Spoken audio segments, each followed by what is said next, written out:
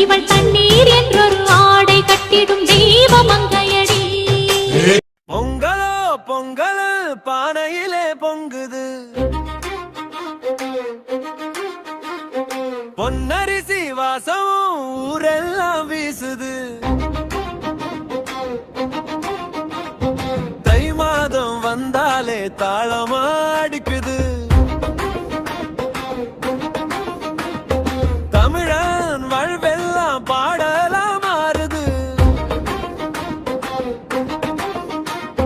சூரியன் சிரிச்சாலே செழிச்சுது மண்ணுமே, வேரோடு வாழ்ந்தது விவசாயி கண்ணுமே.